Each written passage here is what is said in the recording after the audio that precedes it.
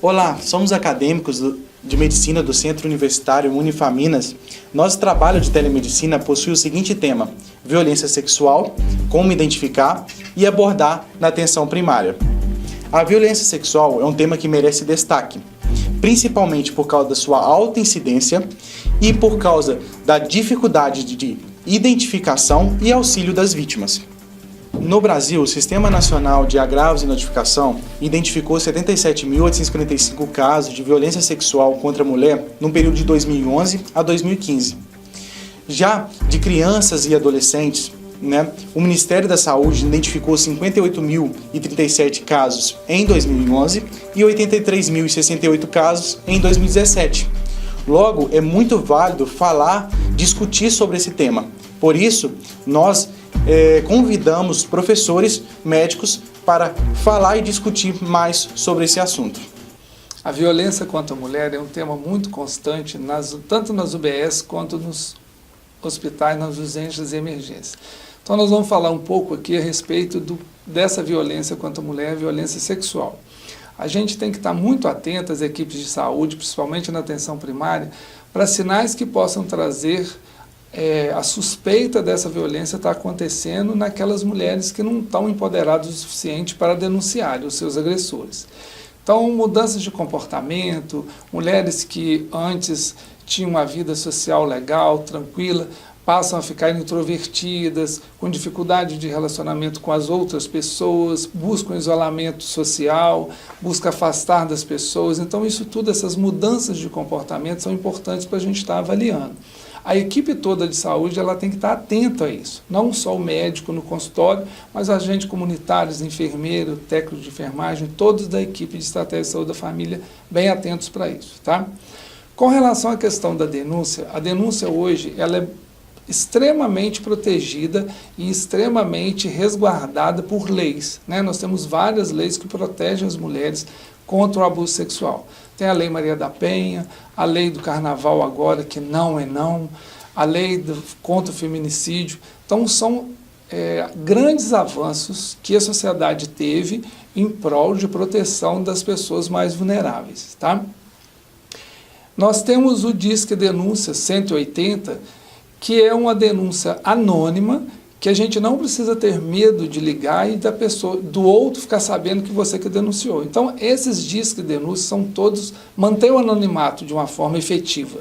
Então, você está dentro da unidade de saúde, dentro de um atendimento, de uma equipe, e percebe o risco ou a possibilidade de alguém estar sendo violentado ou sofrendo abuso, denuncie, disque para o 180 e faça essa denúncia.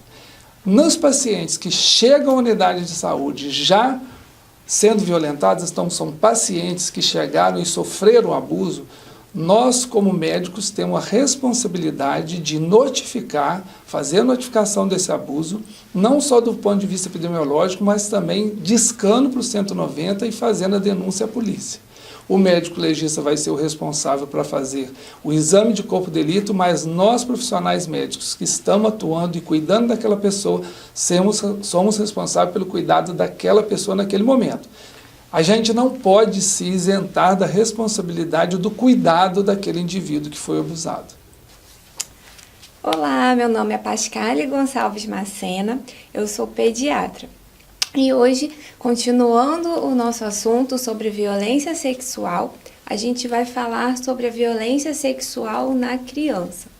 Bom, quando a gente fala no assunto violência sexual, logo pensa numa agressão física, procurando alguém que tentou um ato sexual com a criança.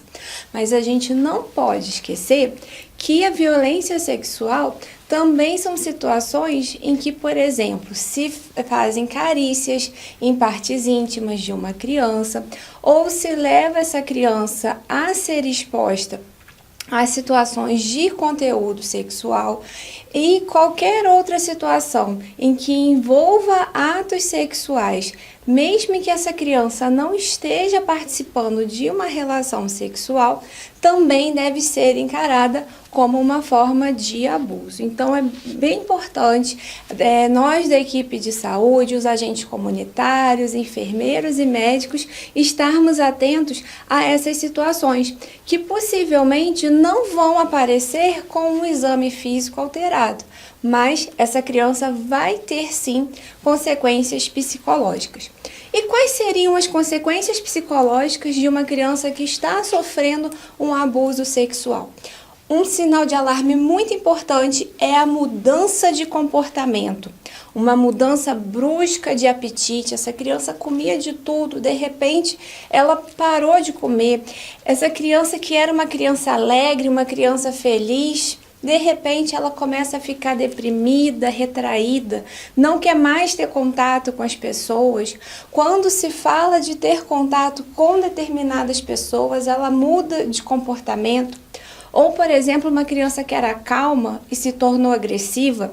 Essas situações de uma mudança brusca de comportamento também são um sinal de alarme para pensar numa possível situação de violência sexual. Outra questão que a gente tem na criança é que muitas vezes a violência sexual é praticada por pessoas que são próximas ao convívio dessa criança. Então, são pessoas que se aproveitam da confiança da criança e fazem coação com essa criança, ameaçam caso ela conte para outras pessoas e praticam atos seja de uma violência física, sexual, ou expor essa criança a situações de ambiente sexual, como eu falei anteriormente, e essa criança acaba aceitando essa situação, não porque ela queira, mas porque ela tem medo de fazer essa denúncia.